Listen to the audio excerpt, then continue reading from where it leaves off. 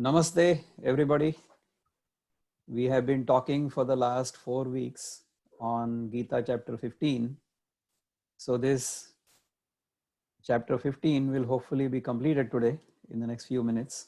And then we will recap everything. I will take questions on that. And then we will see what we have learned from the Gita so far.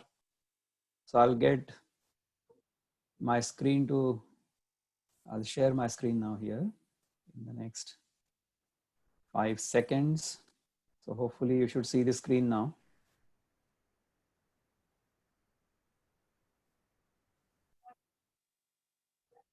All right, so I was looking at this earlier. So we are on 16th verse, and I had a volunteer who was going to do the chanting. And let me see if Prasad is online. Prasad, are you online? Is your son ready to recite? I'm ready. Completely awesome. So why don't you get started with verse 16? It's on my screen as well as you should have it in front of you also. Dvavimau purusho loke. Can you do that? द्वाविमौ पुरुषौ लोके क्षरश्चाक्षर एव च क्षरः सर्वाणि भूतानि कूटस्थोऽक्षर उच्यते. Next one. Keep going. उत्तमः पुरुषस्त्वन्यः परमात्मेत्युदाहृतः यो लोकत्रयमाविश्य बिभर्त्यव्यय ईश्वरः यस्मात्क्षरमतीतोऽहम् अक्षरादपि चोत्तमः अतोऽस्मि लोके च प्रथितः पुरुषोत्तमः यो मामेवमसम्मूढः जानाति पुरुषोत्तमं स सर्वविद् भजति मां सर्वभावेन भारत इति गुह्यतमं शास्त्रम् इदमुक्तं मया नघ एतद् बुद्ध्वा बुद्धिमान् स्यात् कृतकृत्यश्च Bharat. Wonderful. Thank you so much. This was awesome. Completely awesome. So, Pranav Haure, my friend Prasad's son, was the one who was singing this, and such a beautiful rendition. Delighted to hear this. So we will now try to understand the meaning of all these verses. The Lord says, Dvavimau purushau loke ksharashchakshara evacha. Sharas sarvani bhutani kutastho kshara uchyate. Right? So until now, the Lord has told us about the world, then he told us about the Jiva, then he told us about the Ishvara, and ultimately he said, Sarvasya chaham Rudhi sannivishto matta smriti jnanam apohanam cha vedaischa sarvair ahameva vedyo vedantakrut veda videva chaham. So he said, I am the maker of the Vedas, I am the maker of the Vedanta, I am the one to be known, I am the author of the Vedas, I am the knower of the Vedas. So it's all our own description, all right? Now he starts telling the nature of who I am. Okay? So earlier in one of the webinars, I had said we have to internalize all of this as our own story. So when we understand all of this as our own story, that's when we truly understand the meaning of the Gita. So until now, the Lord has told us about the Jagat or the world. Can you please all mute you, all of you? I think some people are not muted yet. So maybe I should try to go and see if I can mute everybody. Let me see. Or if you can just do that on your own, that will be great, because I don't know how to do that while I'm making this presentation and I'm also the host. So please make sure you are just 1 second. I think I can do that because somebody is, okay. Wonderful. Let me now concentrate on the talk here. Somebody is unmuted. Can you please mute yourself? I would really appreciate that. Because I can hear the traffic behind your screen. Because you are not talking, a lot of background noise is heard, which is heard by all of us. So if you can please help me, that will be great. So where are we? We are again on verse 16. So dvavimau purusho loke ksharas chakshara eva cha ksharas sarvani bhutani kutastho kshara uchyate. Right? So the meaning is there are two purushas in this world, the perishable and the imperishable. All beings are the perishable and the kutastha is called the imperishable. So this is the literal meaning of this verse. But I'll tell you the way I understand this. You see, the same divine principle appears in two forms. It appears as the perishable and it also appears as the imperishable. So look at our own selves, right? We have an understanding of who we are as, say, I will say I'm Vikram. I have been the same Vikram when I was in elementary school or primary school, then high school, then college, then got a PhD. Now I have a family. I'm a father of 2 kids, right? But I'm Vikram. This thing has not changed. All right, what has changed? I had a child body in the beginning, then I had a teenager body thereafter, then I had an adult body thereafter, and now I have an middle-aged body. I have a middle-aged body, right? So this has changed. So this is the Kshara Purush. Okay. And my understanding of who I am Vikram, that is the Akshara Purush, that is the continuity, right? So in a way, if you look at myself, or if I look at myself, then if I consider myself the Jiva or the life within me, or me as Vikram, then that is the Akshara and the body as the Kshara. Okay. So that is how I can see Kshara and Akshara. But both of these have been created from the same entity, isn't it? The same divine entity became both Vikram and his body. Is that not true? So that's how, I'll give you another example that will make it even clearer. See, the way we look at each other or the way we interact with each other, the way we look at everything in the world is the way the waves on the ocean will look at other waves. So if I'm a wave, then I will look at all the other waves as apart from me, other than me, right? But all of these waves have come from the same ocean, is it not? So to understand that, what do I need to do? I need to only dive maybe 6 inches deeper in the ocean, and then I realize that there are no waves. It's only the ocean. But look at this whole thing from the point of view of water. So if you ask water, what is the ocean? Water will say, what is the ocean? It's just me. What are the waves? Water will say, no, what are the waves? It's just me. So water itself has become the ocean and water itself has become the waves, right? So the same divine principle has become the Ishvara and also become the Jiva. It has become the Prakriti, it has become the Purush. Okay. So the imperishable principle and the perishable principle, both of them have come from the same divine eternal principle.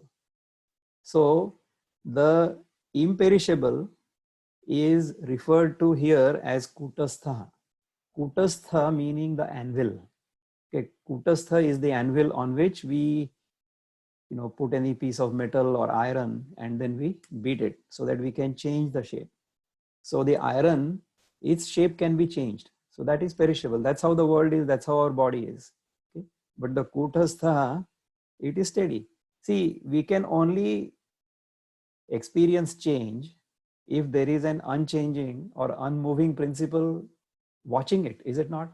So for example, we are in a train on the station, right? If the train next to us starts moving, then we feel like we are moving, right? And then if we look at the platform on the other side, then we realize, no, we are steady, but that train is moving, right? Now, if both trains are moving at the same speed, or if two cars are moving at the same speed on a highway in two lanes, it will seem like everything else is moving, but the cars are steady. Because relative to each other, they are moving at the same pace. In the same manner, see, all of us are presently moving at, depending upon where you are in the world, anywhere between 600 and 1000 kilometers per hour, because the earth is moving at that speed around itself, right? But we don't experience that movement at all, because we are moving at the same speed as the earth. That's why there is no movement experienced, although there is movement. So in the same manner, depending upon where we are in terms of our own consciousness, we will either experience movement or we will experience no movement. Okay. I often describe our life as being on a swing or sitting on a swing. So as children, we've all sat on a swing, right? If we are sitting on the swing, then it's a very enjoyable experience, because the swing and I are moving at the same pace, right? In the same sync. We are synchronized. But if I'm standing on the ground and the swing is moving, every time the swing goes by me, it will hit me. See, this is how, unfortunately, we live in the world. We live in the world completely hit by all the things that are happening in the world, because we are never in sync, right? If we are in sync with natural laws, then we have a beautiful experience of life. So as physical beings, we should live in this world according to the natural law. So the first thing I always tell people, the first thing we should do to realize all of these things is to respect the natural law of hunger. Okay, so we should eat only when we are hungry. If we are not hungry, we should not eat. If we respect and follow this one rule or one law, this itself will give us a lot of insight into many other things, including this concept of Dvavimau Purusho Loke Ksharas Chakshara Evacha. The same divine principle has divided itself into the alive world or the living world and the inert world. It's come out of the same thing. Okay, even what we call as the inert material or the inert earth, that inert earth has also come from the same principle. Okay, there are changes in this material world, but then there is an observer. I, the observer, he is steady, is it not? But I, as apart from the other eyes, that's not the truth.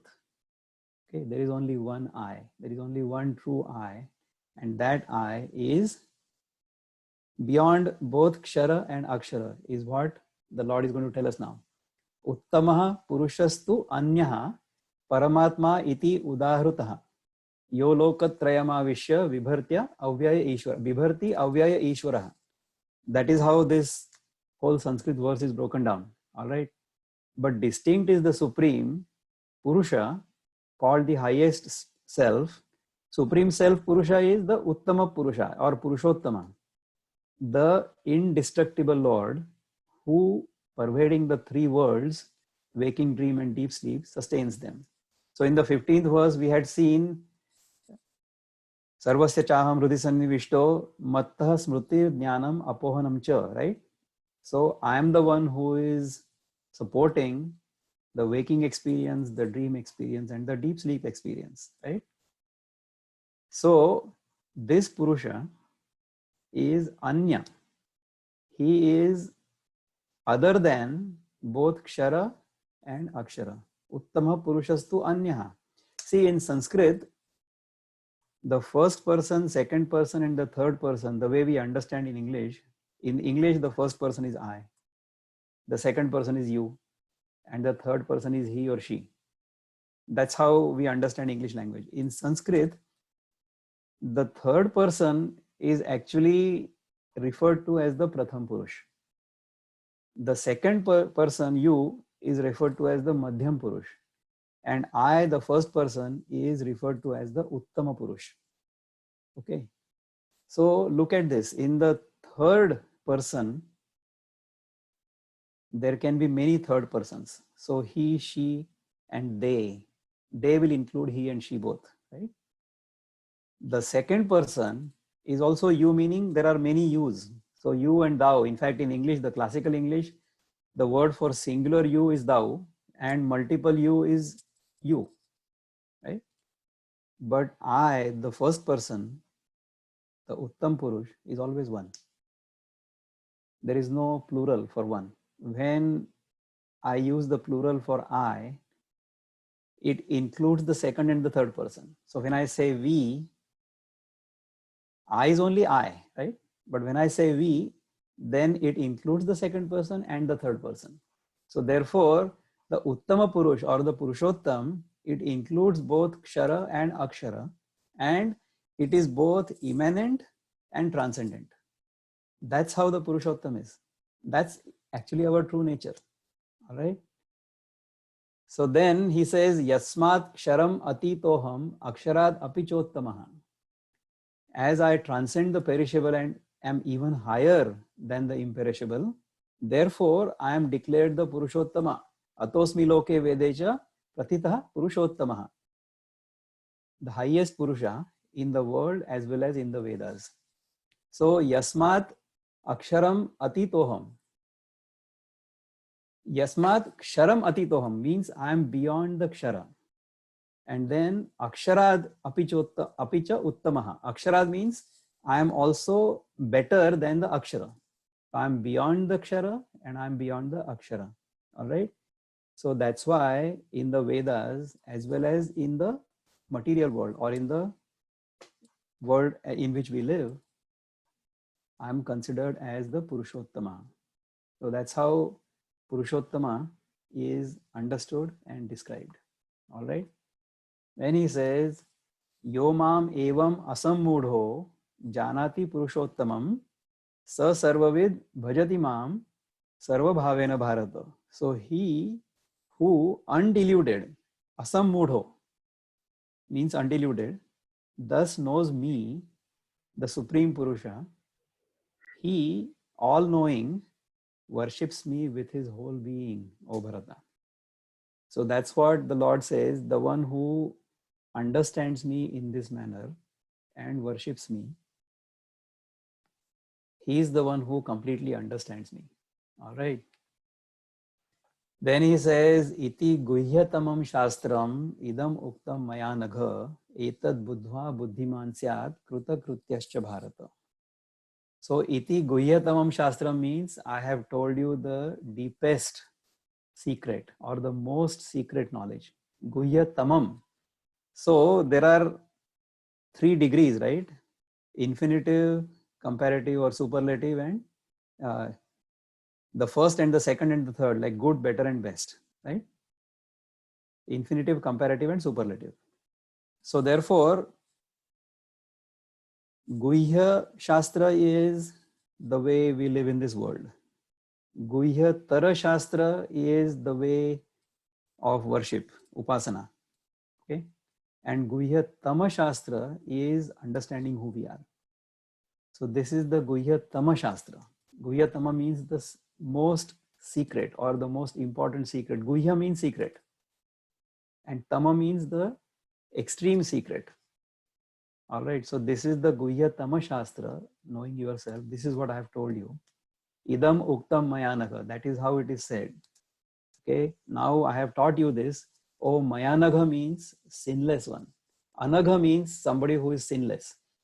You see, this entire 15th chapter or the knowledge portion of the Gita can be understood by us only when we purify ourselves sufficiently. If we are not purified sufficiently, then we will not even understand this.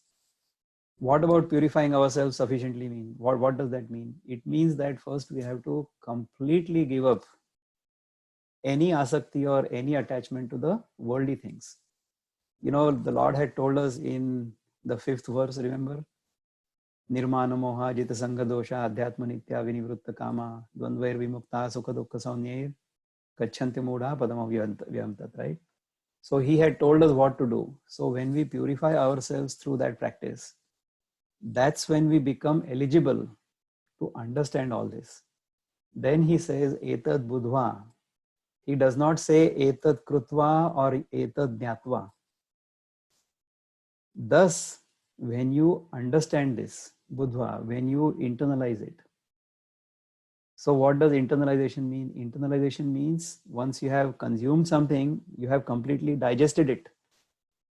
So when we eat the food, if we don't digest it completely, it will go either, the right way or the wrong way, right? But if it is digested, then it will get converted into all the 7 dhatus according to the Ayurveda, right? So that is called internalization. So earlier when I was eating a mango, it was a mango apart from me. But once I ate that mango, it became a part of me, or the material of the mango became a part of me. So I have internalized it. So in the same manner, all of this understanding of the Gita, whatever is written in the Gita, when I understand all of it as a part of me, as me, that is when Kruta Krutyascha Bharata will happen. Kruta Krutyascha means I'm completely fulfilled. Whatever I had to do in this world, I'm done doing it. Okay. So that doesn't mean that you will stop doing your daily routines or whatever. I mean, if I get hungry, I eat. Whatever job I have to do, I do. Whatever things I have to do for the family, I do. Right? I do all of those, but I do them to express joy rather than trying to find joy from that. So, our common habit is like, I want to have 5-star food, then I will be happy. My child should be, he should come first in merit, only then I will be happy. If he doesn't come first in merit, if he comes second in merit just by 1 mark, then I will say, how come, where did you lose this 1 mark? Why did you not come first in merit? So if my happiness is dependent upon something else, either a person or a thing or an object or an event, then I will not be 100% happy, isn't it? Because not everything will happen the same way as I expect. The world does not happen the way I want.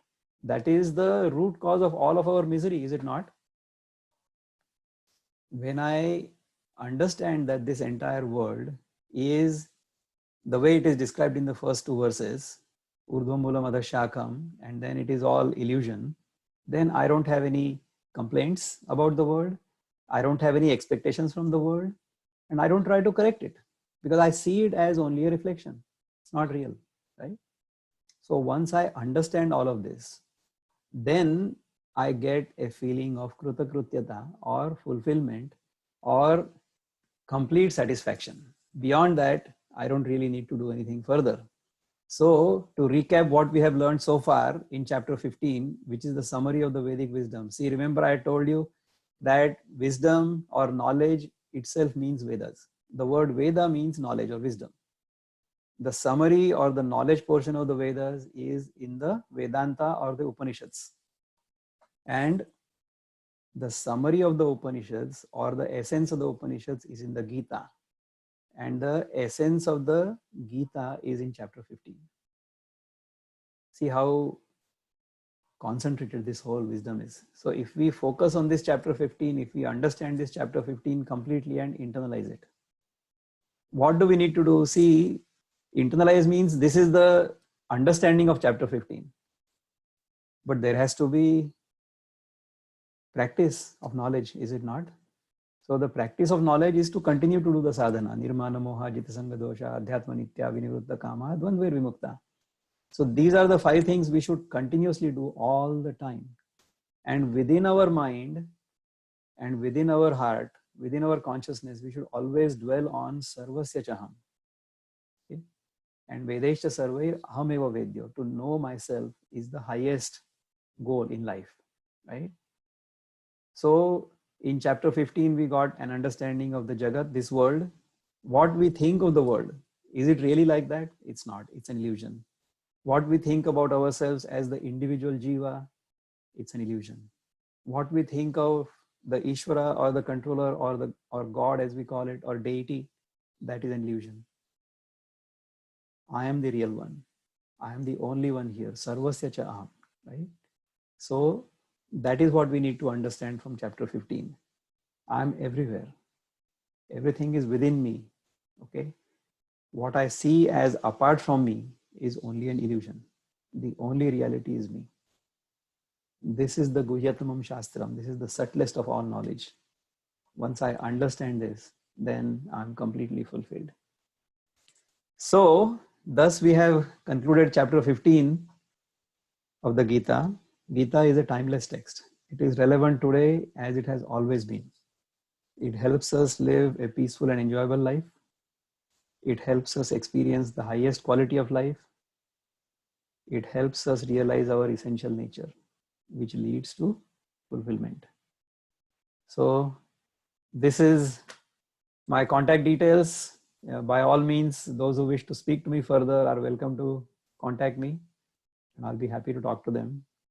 Let me see if I can go into this. Is anybody waiting here? I don't know if people are waiting in the waiting room. But in any case, this is what I wanted to say today. It's brief. It's not too long, maybe 20-25 minutes. And I'll be happy to take questions. If anybody has any questions, please raise your hand or unmute yourself, and then we will take those questions. Sudhir, are you still there? I think we've lost Sudhir, but that's okay. I will try to conduct this meeting and also speak at the same time. So if you have any questions, please raise your hand, and then I'll be happy to unmute you, and then we can go ahead with the discussion. So any questions, please? Okay, so Samir, I'm trying to unmute you here. You try to unmute yourself also.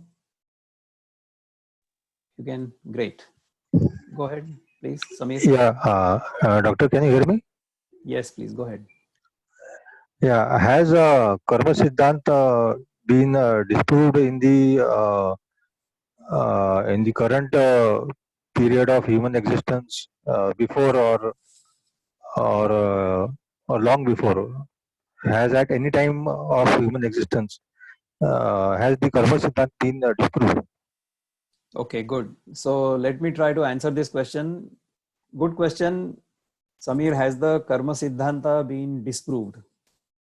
Karma Siddhanta is eternal. Karma Siddhanta is immutable. Karma Siddhanta is always in effect. Okay. The only time or the only way you can circumvent the Karma Siddhanta is by going beyond it. In the sense, if or as long as we consider ourselves to be the doer, as long as I consider myself to be a jiva and a doer, until then the fruits of my action will accrue to me. I will be bound by those fruits of action because I have considered myself to be the author of those actions. So the Karma Siddhanta is applicable only as long as I am the doer. But the moment I completely give up any doership, I say that the Lord is in charge.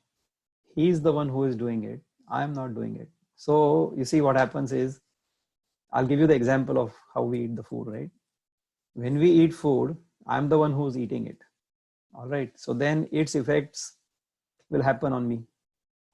But I'm not the one who is digesting it. See, I can have the ownership or doership about eating the food, but I don't have any doership regarding the digestion of the food. Right? Digestion is being done by natural law.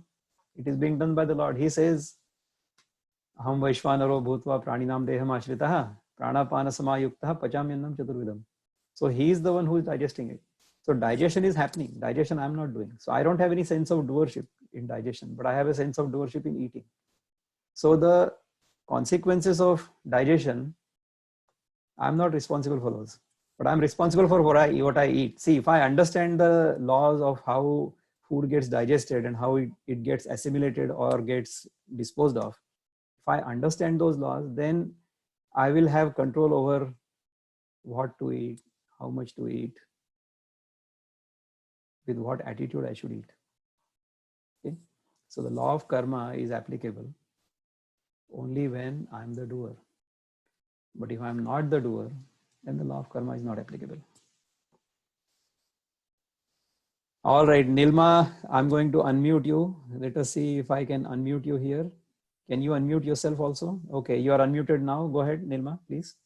I just wanted to know, is there a rule where it says that you should not complete your reading your Gita? One of my friend was telling that you should not complete it. There should be some chapter unread and you have to keep reading it the whole life. Okay, I don't know if that is true or not. I have read the entire Gita, not in one go, of course. I have not read the Sanskrit version, frankly, because I'm not really good at Sanskrit. Many people might assume that I know Sanskrit, but I don't know Sanskrit. I try to understand the meaning of each word. I also have read the commentaries by many other masters, much more experienced than I am. And I've tried to experience all of these things within myself. So that is, what should I say, my sadhana. All I have done is sadhana. And due to the sadhana, this meaning has appeared within my heart. All right. All of this meaning I have given you so far, it's all because of my own contemplation, by my own practice, and the way I understand it. Okay. I don't, as I said before, I've said many times, you may understand it differently, which is okay. There is no problem if somebody else understands this differently. If they believe that you should leave one chapter unread, or if you should read only. I heard a story from from our Swamiji once, that one person used to read the Gita, and then he read the Gita and he came up to the verse in the first chapter. He came up to the verse where it says, Krishna was driving this chariot and there were, 4 or 5 white horses. And this description will lead him into samadhi. He never read the Gita beyond that. Even then he was fulfilled. So depends upon where we are in terms of our own spiritual evolution or consciousness. We can reach the samadhi state with any verse in the Gita. All 700 are just as pure. I have tried to read all the chapters and I've tried to understand all of them. 15th is the one that's the most fascinating because I'm, I guess, intellectually inclined. I like to study, I like to understand things. I have an analytical mind because I've studied for so many years in school and college and got a PhD. When you do a PhD, you develop a critical or an analytical mind. That's what happens to you. So when we do that, then you try to analyze everything and try to understand all of the things that you read. But all of this understanding is essentially academic. That academic understanding has to translate into pure experience on your own personal experience. Only then it starts making sense. Otherwise it does not. So I've read the Gita many times, commentaries by many people many times, but didn't really make as much sense to me then as it makes to me now because I've tried to experience it myself. So ultimately our experience is the pramana. That's the last thing, pratyaksha pramana. So you should see it yourself. You should experience it yourself. Only then it is the truth. Otherwise, it may be the truth, but as it is seen from a completely different perspective. But when you experience the truth, it means something totally different to you. Totally different to you. I see Dr. Naravane. I'm so delighted you have raised your hand. I'm trying to unmute you here. If you can unmute yourself, great. You are unmuted now. Go ahead, please. Yeah. Am I audible? Yes, sir. Yeah. Great to hear from you. Thank you. Thank you, Doctor. While you were just talking with Nilimaji, it struck me that maybe this is an arrangement so that the sadhak comes back again and again and assimilates the knowledge at a deeper level, each time going to deeper and much deeper level. That might be the purpose of saying that you leave something incomplete. You leave some chapters so that you come back again and again. That's it. Yeah, that's a good way of looking at it. I had never thought of it in that manner. And yes, if we leave things incomplete, then you may come back and then enjoy this experience again, enjoy the experience of reading the Gita again. Yeah. That's fine. So if that's the intention, I think it's a noble intention. One may do that. After Personally, all, frankly, after all, what? Go ahead. it's a continuous journey of learning. That is true. But then there comes a point in your life when you feel like graduating. So I feel like graduating. I feel like what the Lord has said, Nirmana Moha Jita Sangha Dosha Adhyatma Nitya Vinivritta Kama. I would like to become Nivritta from Kama, all desires. Yeah. So if the Lord wishes, that may happen. It's all Hari Ichha. See, we can only align our desire with the divine desire. That's all we can do. When our desire becomes completely aligned with the divine desire, that's when we get a feeling of liberation even while we are in this body. It's called Jivan Mukta. Sure. Jivan Mukta is basically the one who is free from desire, not free from the body. You don't have to die. Yeah.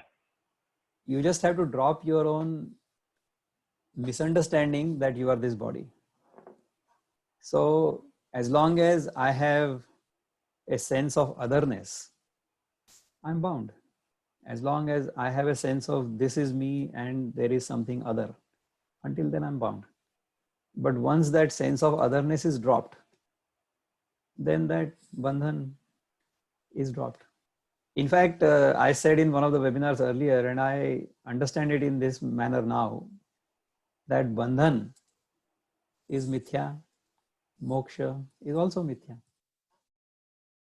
Who is bound? I have assumed myself to be bound. I'm not bound. So this assumption of I'm being bound or I am bound is also mithya. It is also an assumption. It's not true. You see, we also think when we are a child, or a child doesn't feel like remaining a child. The child feels, I want to grow older. I want to become an adult, right? So now, as we are older, we are not craving for the childhood body, right? So childhood body was there, but it went away. We were not stuck with it. So the things that change, they keep changing. If we realize the changing world to be an illusion, then we are no longer bound by it. And that can happen anytime. So we have to understand who we are only once. See, in the last verse of the second chapter, the Lord says, Esha Brahmi Sthiti Partha. Anta Kalepi, even if you understand this at the very last moment, like, in the Puranas, there is a story of Ajamila. Ajamila Papiyasi Tyala Nele Vaikunthasi, right? Ajamila, he had named his son Narayana. And just at the end of his life, he said Narayana. And then because he uttered the word Narayana, he went to Vaikuntha, they say. So the last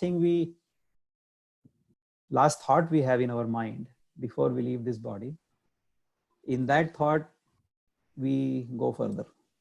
If we have no thought, then we go nowhere. We are liberated. That's how it is.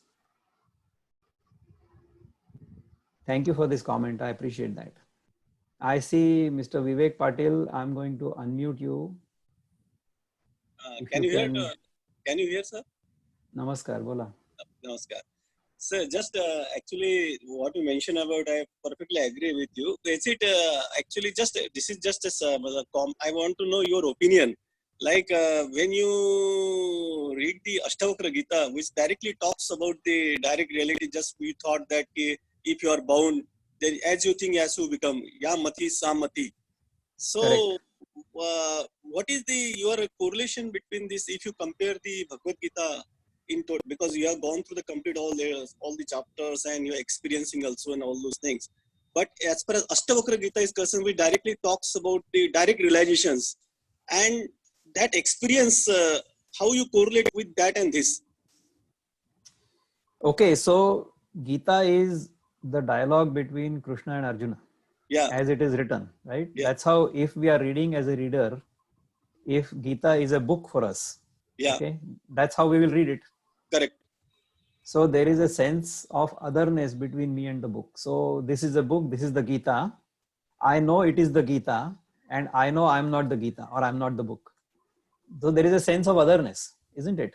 Oh. But when we read the Gita, when we contemplate on it, and when we understand it, internalize it, when we start understanding that I myself am the Arjuna and I myself am the Krishna. So my nature as bound by this body, or my assumption that I am the body, is the Arjuna consciousness. But my own true nature, which transcends both my body and my mind, and my assumption that I am a jiva, that consciousness itself is Krishna, and that is also within me. So Arjuna is also me, Krishna is also me. When I understand the Gita in this manner, then only then I internalize it.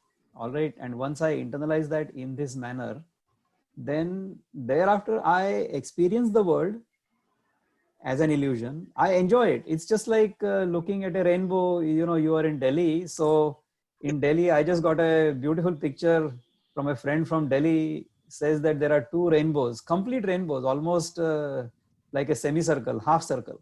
Yeah. Because Yeah. the rains happened in the afternoon, and then in the evening there was a beautiful rainbow. Now that rainbow we enjoy, is it not? But Yeah. we know that the rainbow is only a phenomenon. It's not real. So after seeing the rainbow, I am not tempted to take a piece of it and bring it home for my kids. Correct. No, because I know it is only a phenomenon. It's an illusion. So in the same manner, when I understand this entire world to be like that, I have no craving for it. That's what happens after you internalize the Gita, that the cravings for the worldly things will completely vanish. And this cessation of cravings, or this elimination of cravings, is Vinivritta Kama.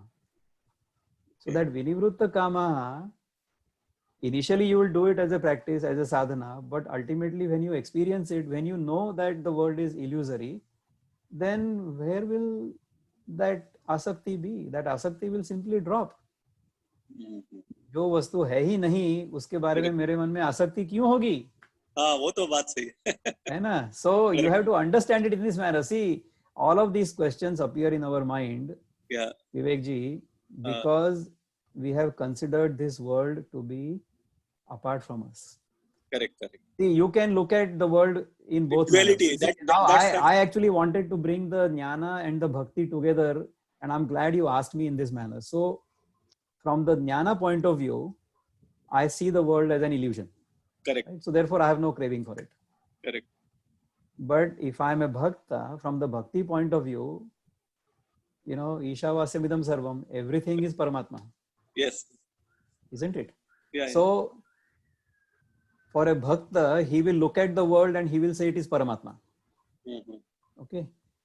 And a jnani will look at the world and he will say it is mithya. Isn't it? So, normally what we do, we are actually looking at Paramatma, but we are calling it the world. Isn't it? Yeah. Ishavasyamidam Sarvam, isn't it? Correct. So, this world is completely pervaded by the same principle. Yeah. But we are calling it the world, which is mithya. Which See, is the truth is it is all Paramatma. But I'm calling it the world. Isn't it? But the bhakta, the true bhakta, will bow down before anything and everything, because everything is Paramatma. Correct. See, that is why in our culture, a small piece of earth, a small rock, we can consider that to be God. The cow is God, the mother is God, the Yeah. father is God, the बरं. guru is God. For me, all of you are God Yeah. because I'm learning from all of you. Correct. So that's how हां. my understanding is. Okay. बरं.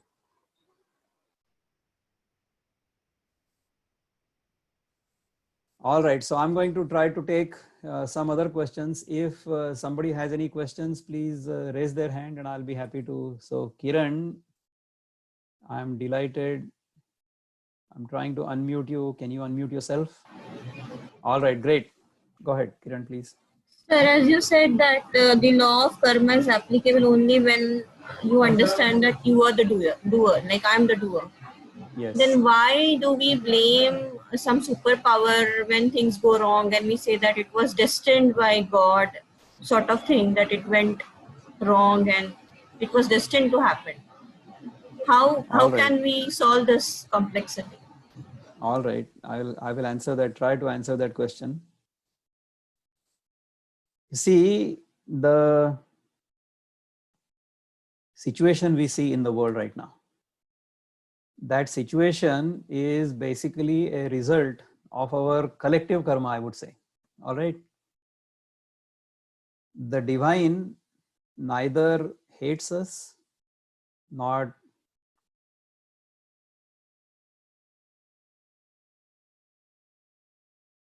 overly loves us. Okay. The divine principle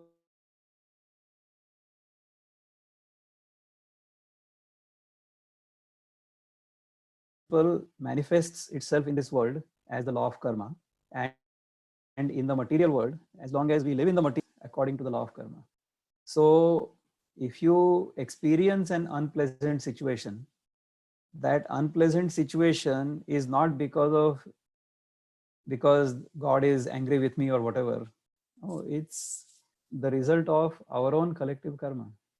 So for example, we see that the earth, since you are an environmental scientist, you will understand this example. We are on this earth right now, which is slightly warmer, a degree or so warmer than it used to be 200 years ago. Why is it warmer? Because we mined all the reduced carbon from underneath the earth and we burnt it into carbon dioxide, and carbon dioxide traps heat. So that's why this entire world became a bit warmer than it used to be. Why did we do that? We did that because our desires have no end, and we have mistakenly assumed that fulfilling the desires is equal to fulfillment in life, which means fulfilling the desire is becoming happy. That is how I have understood, or I have assumed. That assumption is wrong. Fulfillment in life is not by fulfillment of desires. Fulfillment in life is going beyond desires. That is what we have learned in the 15th chapter. So therefore, the circumstances in which we find ourselves are not because God is unhappy with us. Circumstances in which we find ourselves are a result of our own past actions. All right. That's how I understand it. I see KESPL as unmuted and you probably want to say something. So why don't you say something? KESPL. नाही मी ऐकत होतो. Go ahead. Why don't you say your name first and then talk? Me Sahasrabuddhe, Sadanand Sahasrabuddhe. Go ahead, please. Sadanand. नाही मला सांगायचं नव्हतं काही, मी ऐकत होतो तेव्हा एक क्षण माझ्या मनात आली होती एक कमेंट, पण नंतर ती विरली. बरं, हरकत नाही. No problem. So I'm going to unmute Anita here. I think Anita had raised her hand, but I probably lowered her hand myself. So why don't Anita, can you please unmute yourself and say what you want to say?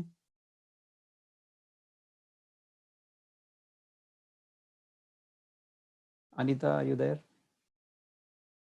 Okay. Viraj, did you want to say something? I thought that you wanted to. I saw you here. I'm going to unmute you and see if you want to say something. I'm unable to unmute, so you have to unmute yourself. If anybody wants to say anything, please unmute yourself and say. we have another 5 minutes or so before the end of the hour. So I'll be happy to take a couple more questions. Or otherwise, I'll go through these. There is a group chat. Samir, you want to ask one more question? That's fine. Go ahead. Yeah, can I ask the question? Please go ahead, Samir. Yeah, is the karma siddhanta applicable to the person after death, or how is it applicable? Whether if it is to the person who dies, All right. is it applicable to the atma or what? No, it is applicable to the subtle body. See, we heard in the verses, 6, 7, 8, 9. Mamayivamsho jivaloke jivabhuta sanatana manashashtani indriyani prakrtisthani karshati shariram yadavapnoti yachapyutkamati ishvara rohit vaitani sanyati vayurgandhani vashayat. Just like wind will carry the fragrance of a flower with it, in the same manner, our own vasanas, as long as I am in the jiva consciousness, whatever my desires are, all of those desires I'll carry with me, right? So any unfulfilled desires, I will try to fulfill using the next body. Okay, that's how the law of karma will work. And whatever I have done during this time, which I have not completely worked out, that I will need to work out in a different body. So that's how the law of karma will work. So the law of karma is not limited just to this body. In fact, you tell me, is there an answer for the question why you were born in this family to these parents or in these circumstances? You cannot really answer that question based on your experience in this life. All right. You will have to find the answers in your continuity across lives and across bodies. Only then you can explain that. So to that extent, the law of karma is applicable. You see, all of us have some unworked out karma, some karma we have not worked out yet. That is the reason we are in this body. So we must have some good or bad desires left over from the previous time. That is why we have come into this body, right? Otherwise, we would have had no reason to take this body. But while we have this body, while we are in the human form, Vedaischa sarvair ahameva vedyo. That is what we want to do. So once we do that, then we are fulfilled. Then there is no rebirth. Then there is no death. In fact, death, as you mentioned just now, is a myth. Death is only the disintegration of this body. That is what we call as death, right? It's only disintegration of the body, but who died? The jiva has not died. The jiva is still there. He has gone to another body, or he will search for another body. And the elements in this body, the 5 elements, the earth, the water, the fire, the air, and the sky, they all merged into the totality, isn't it? So these elements have also not died. They have only disintegrated. That's all. They have changed their form. So death, as we understand it, is the biggest myth there is. There is no such thing called death. After studying the Gita, if we utter the word death, means we have not understood anything at all. There is no death. Who is going to die? You cannot, you are never born, so you will never die, right? And the body has always been changing, and it is not real. So what is not real, if you give it a position of reality, only then there is a problem. So what will, see, if you go away from in front of the mirror, what will happen to the reflection? Nothing. The reflection wasn't there in the first place. But as long as you consider that reflection to be real, that's when you have a problem. So this world, this body, the entire material experience is basically an imagination of our own mind. So once we understand that all of this is an illusion and the only reality is you, Tattvamasi, that's when you will become completely fulfilled. So I'm going to unmute Vyoma Deshpande here. She has raised her hand. So Vyoma, can you please go ahead and say? Yes, sir. My question is, whenever we study a subject, there are 2 ways. science requires us that we should experiment it, and depending on the experience, we should believe on that inference. But study of spiritual sciences require us to believe on certain assumptions and presumptions. So there are two ways. So we have to believe on something, and we have to first experience something and then trust on it. So as a seeker, how we should look, or how we should combine these two streams to understand Gita in its proper sense? Wonderful. That's a great question. Thank you for asking this question. You see, even in science, there is initially a belief. All right. So the scientist will look at all the references, all the work that has been done in the past, and he will assume that whatever he has read is true. And then he will go further. And then what will happen in his own experiments, whatever he has studied and whatever he has assumed to be true will be proven once again. All right. So when you go to the school and you read a science textbook, you read whatever is written in textbook, the teacher will tell you that this is what the book says, and you will also memorize it and you will pass the exam. But you don't really experience it. All right. So whatever knowledge we gain from the books, whether it is science or whether it is spirituality or whatever, initially we do take it on faith. But through sadhana, we will verify that, and it will come true within our own experience. So if you try to learn a subject with skepticism, then you may not reach the same conclusion. But if you study a subject with some faith in the beginning, then that faith will be confirmed in your own experience. That's how we should look at the Gita. You know, in one of my previous webinars, I had told you, who should I listen to? I should listen to the person who has experienced the truth, who wants nothing from me, and who has my benefit in his heart. Only then I should listen to that person. So the scriptures or the Gita or the Upanishads are like that. Nobody wrote the Upanishad because they wanted to get a PhD or they want to make money out of my belief in that Upanishad. No. The Upanishad was written down because of the internal inspiration of the Rishi.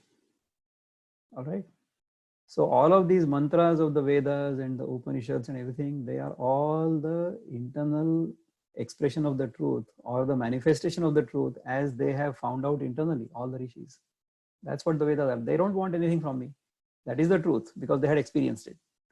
They don't want anything from me. And they are expressed or they are said because for the benefit of the entire humanity, me, you, and everybody. So that is why we have to have Shraddha in our own scriptures, in the Shruti. Vedas are the Shruti. Shruti means what I've heard. What I've heard when there was no noise. So in deep silence, in total silence, whatever I've heard from the universe, that is the Shruti, that is the Veda. I will not understand the Veda unless I'm quiet myself. So until I have all kinds of noise going on in my mind that I'm this body, this world is real, there is a God up there somewhere who's controlling everything. Until all of these misconceptions are there in my mind, I will not understand the truth at all. So initially, the Lord said, Urdhvamula Madashakam, the world is not real, Nirmana Moha, Chitta Sangha Dosha, get rid of it through your practice. Then, the Jiva, how it is not real, Vimudha Anupashyanti, Pashyanti Jnana Chakshusha. And then about the Ishvara, then he says, Baba, you know yourself. Vedaischa Sarvair Ahameva Vedyo. All right. So that is the truth. So initially you approach it with Shraddha, with faith, and then you verify that within your own experience. That's how you should approach the Gita. Only then you will understand it. Great question though. Thank you so much. I'm going to unmute Anita here. Just one second, Anita. Okay, Sadanand, go ahead. मी काही बोललो चालेल का याच्यावर? Yeah, go ahead, please. Vyoma देशपांडेंच्या प्रश्नालाच मला जरा थोडं उत्तर द्यायचं होतं. Okay. Can you do that in English or Hindi? Because there are many people on Yes, this I'll do call that. who may not understand Marathi. Yes. Only thing is, you will have to actually kind of help me with that exact verse. Essentially, in the 4th adhyaya of Bhagavad Gita, the 40th verse, 40th verse. In that 40th verse, the Lord says, I'm actually telling it in Marathi. You will need to tell the Sanskrit verse. Nase jnana, nase shraddha, samshayi nasala pura. Naha loka, nato loka, napave sukha samshayi. What it basically means is the world of science that we talk of today has actually converted us rather than a seeker into more of a disbeliever. And so essentially we start with negating or with negative thinking about it, where we don't have either the understanding of it or we don't have a faith in it, and then we keep on questioning the things, and that is where basically then we end up falling between two stools, because of we don't have either of the knowledge or wisdom or the faith. So, as you rightly said, yes, one would need to start with the faith and then progressively experience it to reach probably the gain the knowledge. I'm done. Correct, correct. So I will translate that. It says, let me see if I can play this. I'm going to try to play this. No, somehow I'm not able to do that. So anyway, I will read the English translation. It says, but persons who possess neither faith nor knowledge and who are of a doubting nature suffer a downfall. So Sadanand, if you can mute yourself, will be great. For the skeptical, there is no happiness either in this world or the next. So if we approach this with skepticism, see, the world of science is basically the study of something which is other than me. Okay, science is the study of what Gita will call as anatma. Anatma means whatever I'm considering as other than me. All right, so the study of anatma can be done in this manner, the way you have asked. And maybe the way of science is like that. You have a hypothesis and you either prove it or disprove it based on certain experiments, and those experiments can be undertaken by anybody. That is how science works, right? But in terms of the subjective science is based on experience, our own experience. So that experience cannot be obtained, or we will not have that experience unless we have undertaken enough sadhana. Okay, so we have to purify ourselves sufficiently before we can experience it. So even in science, the instrument of knowledge has to be sharp enough and precise enough. Only then it will give you the right answer. And it has to be an appropriate instrument. So for example, if you want to weigh an elephant, you will have to use in India what we call dharam kata, means where the trucks are weighed, right? On the roadside, there are scales for weighing a truck. On that, you will have to place the elephant to be able to weigh him. But the weight of a small amount of powder in the chemical laboratory will have to be done on the chemical balance. Both instruments are giving you the same answer. Material X weighs Y. Okay, but the kind of instrument you have to use is totally different. So to understand these things, understand the Gita, your mind, your intellect have to be sufficiently purified to be able to understand the subtleties of the knowledge.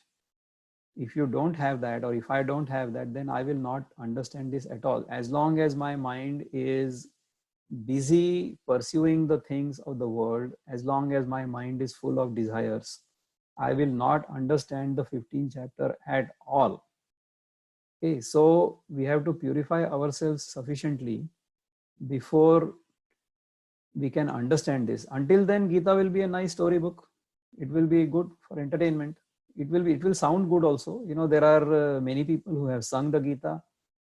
There are YouTube videos in which people have sung beautifully. Lata Mangeshkar has sung, I think, the entire Gita based on various ragas. It's really beautiful. You will be entertained by it. You will enjoy the music of it, but you will not understand the meaning of the Gita. So to understand the meaning of the Gita, we have to purify ourselves and we have to sharpen our instruments of perception. So for that, incidentally, I have to come back to the same thing. To improve your perception, you have to purify your mind. To purify your mind, I think you have to have control over your senses, and the most important sense is your tongue. So if you control what you eat, how much you eat, when you eat, that will help you. So that is the crux of all the sadhana. Eat only when you are hungry. All right, I'm going to unmute Anita here. Vivekji, please wait for a few minutes because you and I talked earlier. So there are other people who want to ask questions. So I'm going to unmute Anita here. Yes, sir. Sorry, Sir, go ahead, can Anita, please go ahead. Yeah, now you are unmuted. Please go ahead. Yeah, I had a question with regard to idol worship. So I just Yes. wanted to know, how should our devotion slowly drop from form to formlessness? I know it's achieved through meditation, but how is it exactly done? Because we are all brought up with a thought that the idol worships, it begins with an idol worship. Yeah, because see, the divine principle is very hard to comprehend initially, right? So look at it from the point of view, as a child, I'm sure you would have played with miniature vessels and instruments and devices in the kitchen, and then you made a whole kitchen that looked like a miniature kitchen and you played with it, right? And you enjoyed that. While you were doing that, it was almost like the real kitchen for you. So your parents would say, baby, give me a cup of tea, and you would make a cup of, you'll make, just the action of making the tea, and then you will give that little cup to your parents, and then the parents would do like this, and they say, baby, kitna acha tea banaya, what a wonderful tea. So while you are in that stage, that entire game is necessary. Okay. So idol worship is not bad. Idol worship is necessary because that idol focuses our attention. See, upasana is necessary for making the mind focused and single pointed. There is a whole story of, have you heard of the Tripura Rahasya? Let me tell you the story of Parashurama.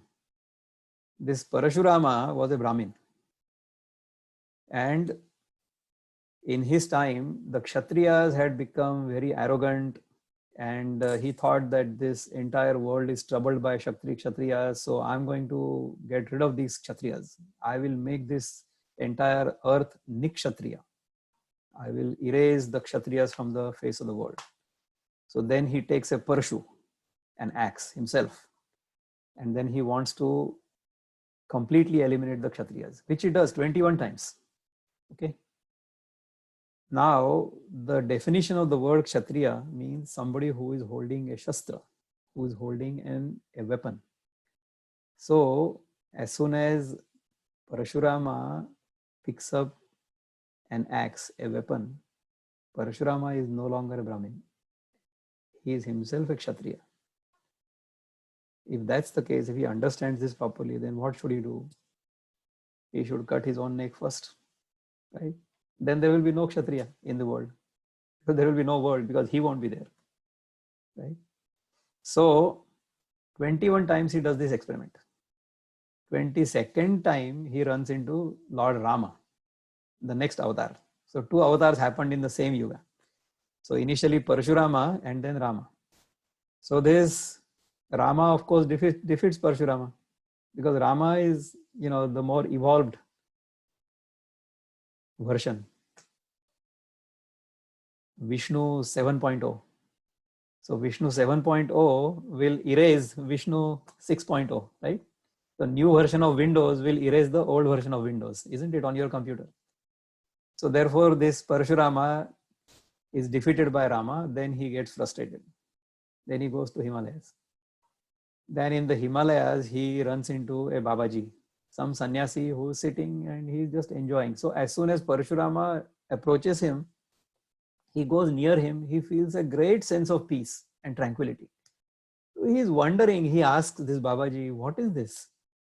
He says, no, this is Brahmananda.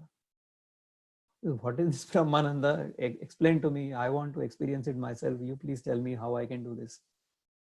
So Parashurama says, so the Babaji says, Parshuram, it seems like you are a very intelligent person. I'm not very educated. I'm from the village. I'm an ordinary villager. So you need a more intelligent guru than me. So you go learn from Dattatreya. So Dattatreya, Lord Dattatreya is the guru. We call him Datta Guru. So the Babaji sends him to Datta Guru.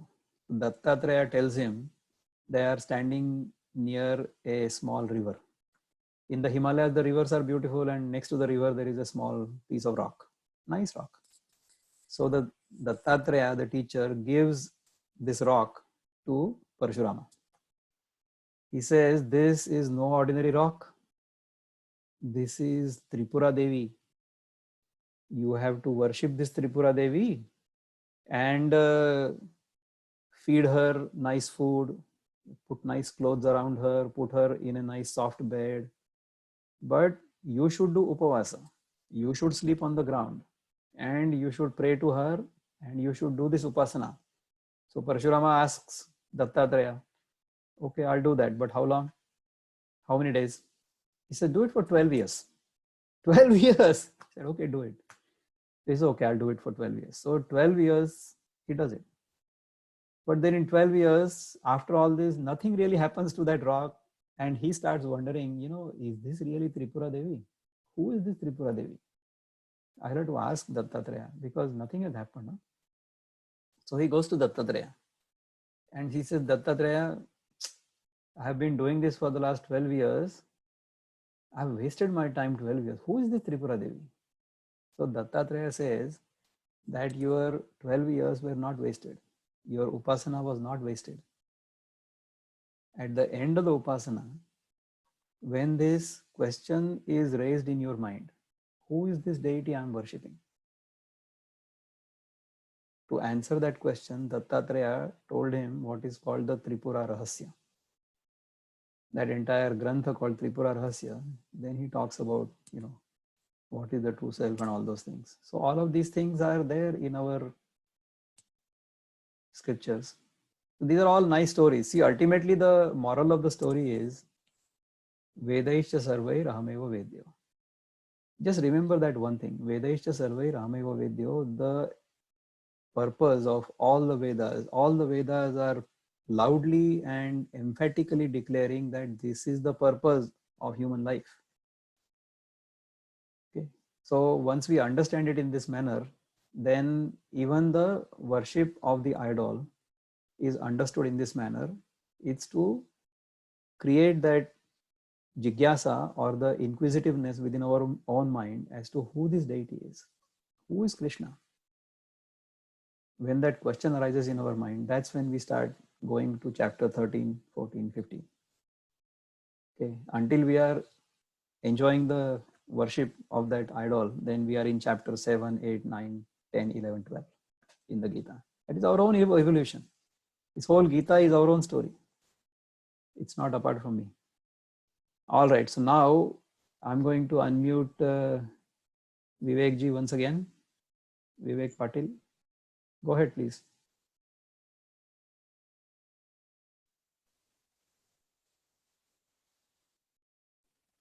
Can you hear me, sir?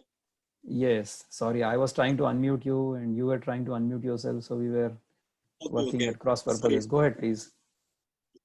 See, the question is slightly this thing. Just like some time back, you mentioned about the transmigration of the body after the death. Like depending upon his wish, it will get transformed. But there are different school of thought in that they say that the body get transmigrated only in the human body. But there are other school of thought. They mention that it can go depending upon these any species. Like there are 84 lakhs or what are the different yonis are there. So it has to transmigrate all this through this. So what is your view on this particular? Well, it is up to you. Yes. So I jokingly say this sometimes. If I am in a human body Yeah. and I have the desire to eat like a pig, Yeah. then what will the Lord say? The Lord will say that it is my mistake. I gave you a human body. You wanted to eat like a pig. So next time I will correct my mistake. I will give you the pig's body. Then you eat like a pig. So when you are in the human body eating like a pig, you will be ashamed of at least, because you have a human body but you are behaving like a pig. So next time that shame will go away, because I have this desire to eat like a pig. So next time I will put on the appropriate body for that. That's how the transmigration happens. As long as I am considering myself to be the doer. All of these stories are valid. All of these stories are true only as long as I consider myself to be the doer, to be apart from the other. मैंने जब तक अपने आप को परिच्छिन्न मान लिया है तब तक ये सब होता है. As soon as I drop my sense of otherness, all of these stories will become null and void. So this assumption that I am apart from the other has to be dropped. That assumption is the only thing from which I need mukti. Okay. I don't need mukti for myself. I need mukti from myself. Whatever I have assumed myself to be, that notion has to be dropped. That is krutakrutyata. That is fulfillment. Etad buddha buddhimansya. You have to only understand this, that you are not apart from the other. You are the whole. You are neither kshara nor akshara. You are uttama purusha. Uttama purushastu anya. Paramatme iti udarada. All right, great. Wonderful. This has been a fantastic conversation. I'm delighted all of you came and spent an hour and 20 minutes with me. I'm going to close this now, but we shall announce if we are meeting again. I will talk to Sudhir. Unfortunately, he had to drop out because of, I think power shortage there or something. There was heavy rain in Hyderabad. So that's why, unfortunately, he is not there. But anyway, it has been a pleasure. Thank you very much. And we shall meet again. God willing, हरी इच्छा से हम लोग मिलेंगे फिर से एक बार. नमस्कार.